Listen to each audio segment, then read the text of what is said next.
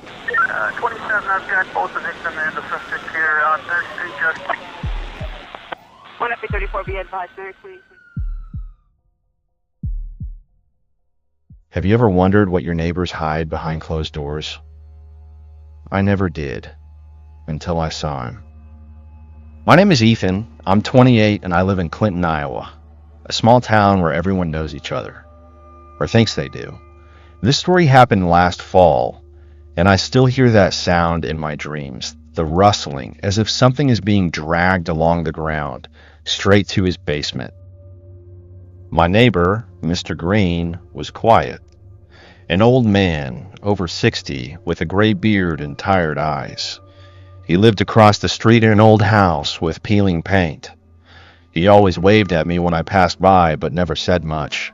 I thought he was just a recluse, a retired man tinkering in his garage or watching TV. But then I started noticing strange things. It started in October. The nights became colder. The leaves fell from the trees, and I often sat on the porch with a beer, listening to the silence.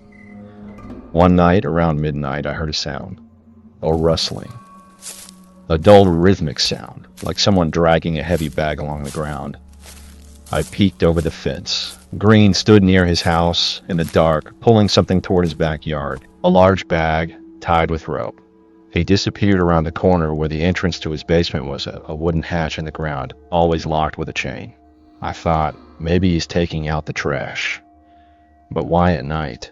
And why so quietly, as if afraid someone might hear? The next night, the sound came again. Rustling, rustling. I peeked out again. The same bag, the same path to the basement. But this time I noticed that the bag was moving. Barely, but moving as if something inside was stirring. My heart pounded, and I hid behind the curtain. Green stopped, looked in my direction. I felt his gaze pierce through the darkness. Then he walked on, and the basement hatch slammed shut, like a coffin lid. I didn't sleep that night. Thoughts spun in my head. Maybe it was a dog, or he was fixing something. But why at night? Why so quietly? The next day, I decided to check. Under the pretense of borrowing a lawnmower, I knocked on his door. Green opened it, smiled, but his eyes were cold as ice. "No mower, Ethan. Sorry," he said, and quickly shut the door. I noticed his hands were trembling, and the smell. Faint but sharp, like metal and rot. That evening, I couldn't take it anymore. I waited until midnight, took a flashlight, and snuck into his yard. The basement hatch was locked, but the chain hung loose. He had forgotten to secure it. I listened. Silence. Then a moan. Quiet, muffled, but human. I lifted the hatch. Stairs led down into darkness. The air hit my nose. Dampness. Rot. I descended. The basement was bigger than I had expected. Concrete walls, shelves with jars and tools, and in the corner, a cage. Old, rusty, like from a barn. Inside were people. 2 of them. Thin, dirty, with gags in their mouths. A man and a woman, their eyes wide with terror. Their hands were tied with ropes, and on the floor, pools of blood. Nearby stood a table. On it, a knife, a hammer, and pieces of skin. Human skin, neatly folded like trophies. I screamed, but the sound stuck in my throat. Then I heard footsteps. Green stood on the stairs, holding a shotgun. "You shouldn't have come here, Ethan," he said calmly, as if talking about the weather. I lunged at him, knocked the gun away, and ran. He yelled after me, but I burst onto the street and dialed 911. The police arrived 20 minutes later. They found the cage, the captives, still alive, but barely, in something else. In the far part of the basement was a second section. There lay bones, human bones, dozens, some still with flesh on them. Green was taken away. It turned out he had been keeping people for years, kidnapping drifters, tourists, those no one would look for. For what? The police said rituals. The basement walls were covered in symbols crooked and incomprehensible. He believed that blood gave him power, youth, immortality. Maybe he was insane, or maybe not, because when they took him away in the car, he smiled and whispered something looking at me. I moved away from Clinton, but every night I hear that sound, rustling, like something being dragged along the ground, and I know he will return, not Green, what he summoned.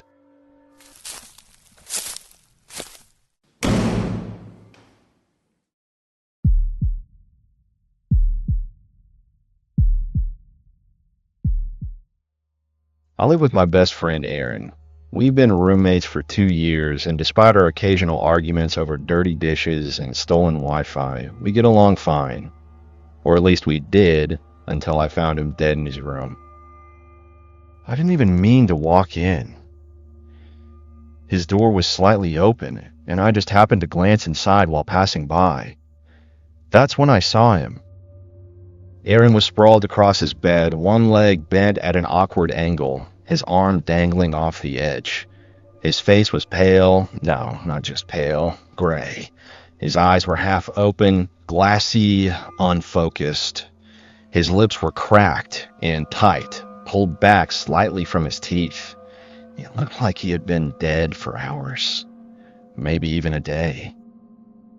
The air in the room was thick, rotten, like something wet and meaty left out in the sun too long. I gagged immediately, slapping a hand over my nose.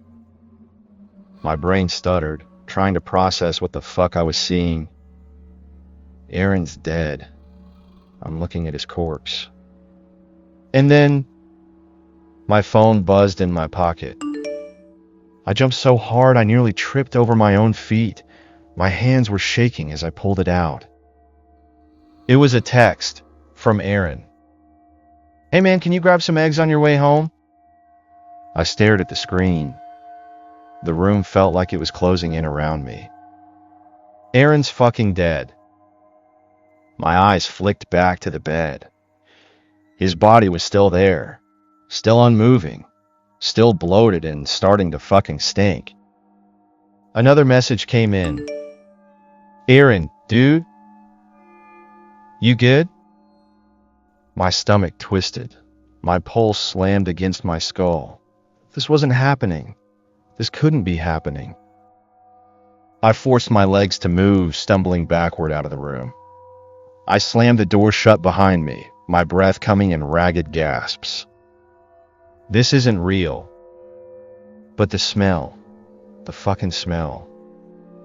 I nearly threw up right there in the hallway. My phone buzzed again. Aaron, you're acting weird. Just answer me, man. I turned and ran. I didn't sleep that night. Every time I closed my eyes, I saw him. Saw his stiff, twisted body. Saw those half-lidded eyes staring at nothing. And yet, my phone kept buzzing.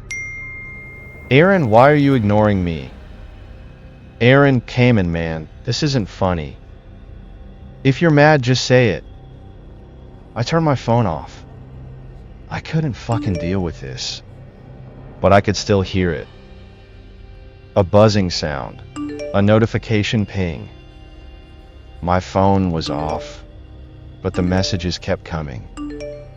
Somewhere around 3 a.m. I heard it. A creak. A slow, deliberate shift of weight. Coming from his room. I lay in bed, frozen, my breath locked in my throat. He's dead. He's fucking dead. Another creak. This time it was closer to the door. And then a soft tap, tap, tap against my wall. Right next to my fucking head. I didn't sleep. By the next morning I had a plan. I was gonna call the cops. Report a fucking corpse.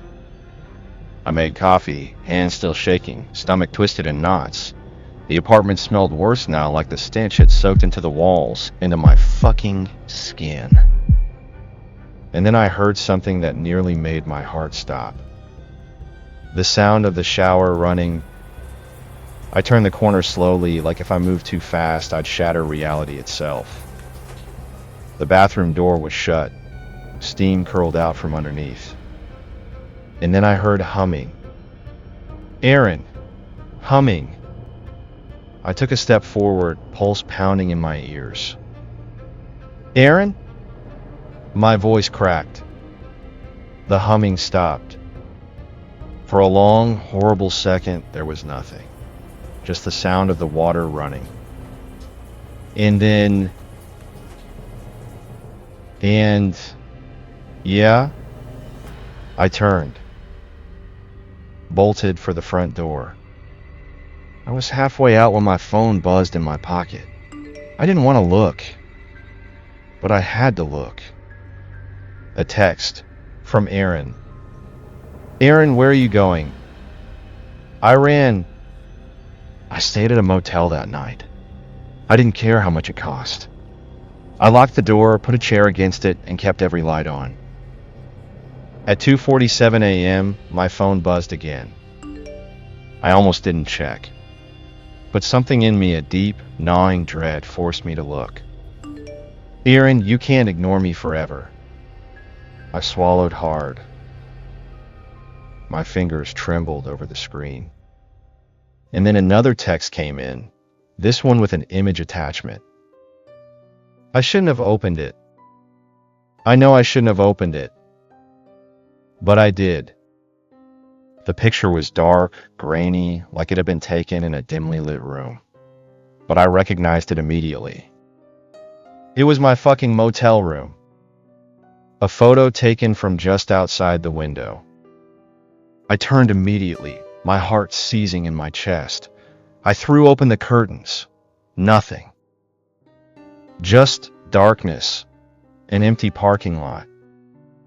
And then a knock at the door. I couldn't breathe. Another knock. Then a text. Aaron, open the door, man. No fucking way. No fucking way. I backed away, my entire body trembling. I could hear something now, something wet, something breathing. I pressed my back against the far wall. Another knock, harder this time. Aaron, I know you're in there. And then the door handle started to turn. I don't know what happens next. I don't know if I'll make it. But if you're reading this, if you ever find yourself in this situation, don't fucking answer the door.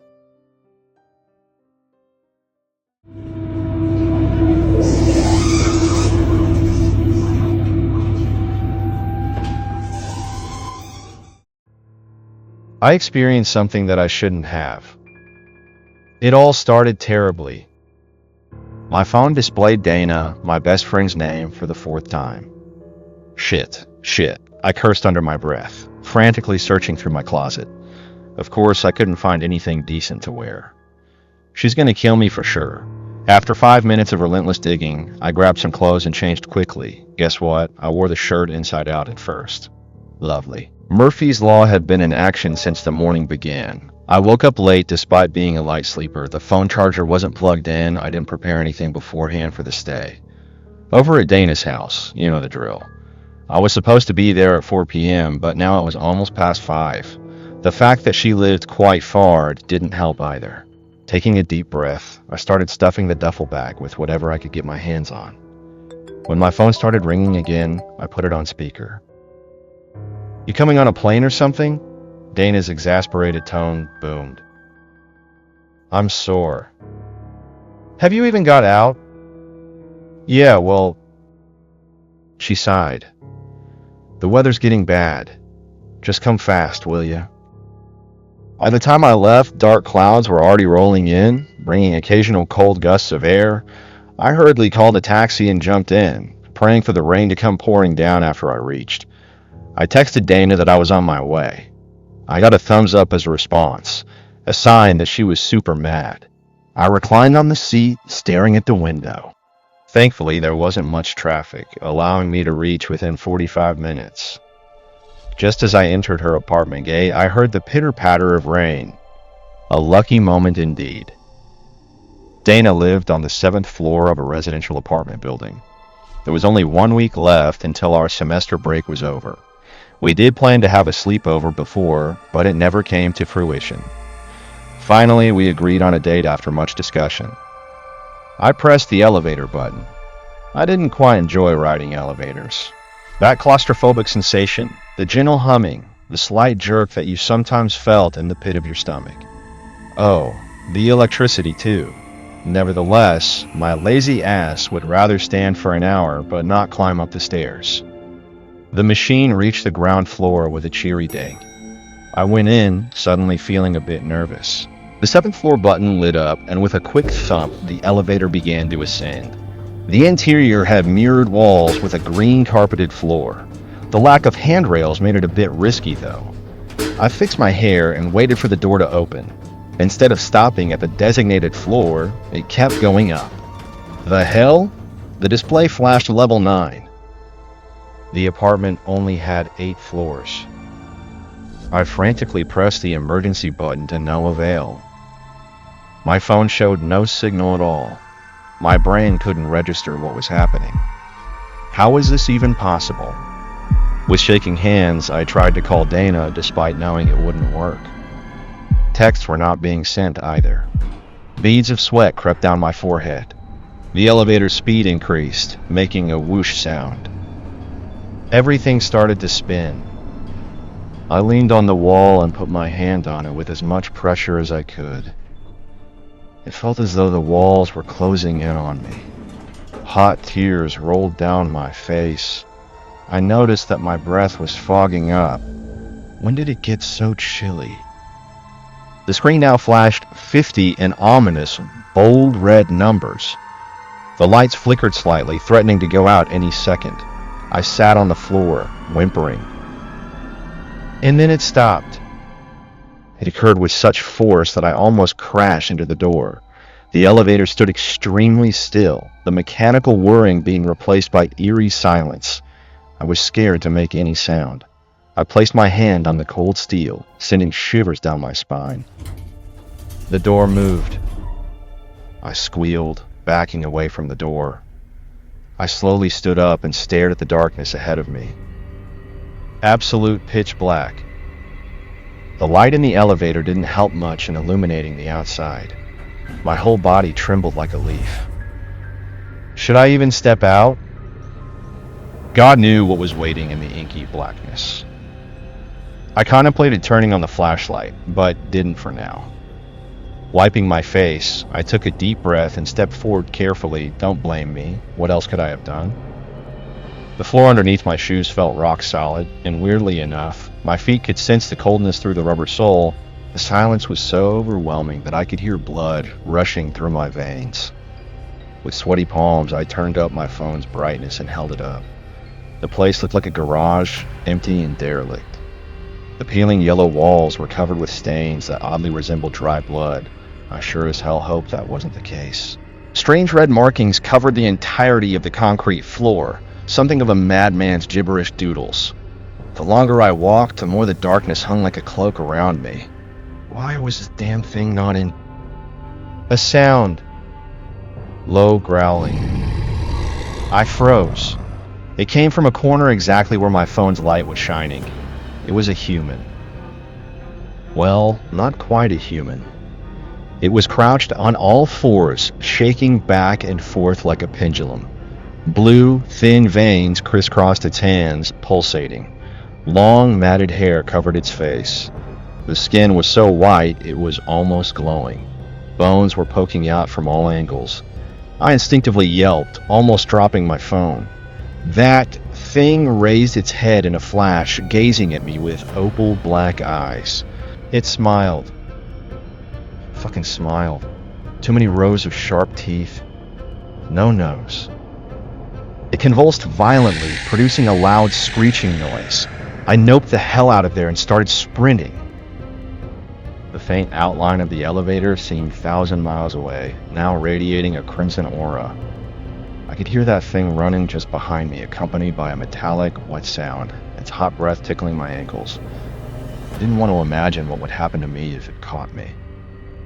Suddenly, I heard a ding. The elevator doors made a slight movement. My legs felt like lead, waiting to collapse any moment. The air tasted sour in my mouth. Every cell in my body screamed to get away from that thing. It let out a wail, its hand almost touching my leg. The doors began to close. Through the tiny gap, I shot inside like a bullet. Just before they closed, I saw the thing jump a foot above the ground, ready to pounce. Bang. Its body slammed against the metal, shaking the whole elevator. I sat down, hyperventilating, gasping for air like a fish out of water. The dim lights became brighter, the numbers returned to normal. I clutched my duffel bag tightly. Through my blurry vision, I looked at the time on my phone. 6:05 p.m. The exact time I got inside. I was descending. It stopped on the 7th floor. The relief that passed through my body when Dana's door showed up was otherworldly. I came out as fast as I could, not caring how hideous I probably looked. Safe to say, I don't ride elevators anymore. I hope you liked it. If so, be sure to support this video with a like and a comment about what you think about this story. Then don't forget to subscribe so I'll know that you want to see my new videos.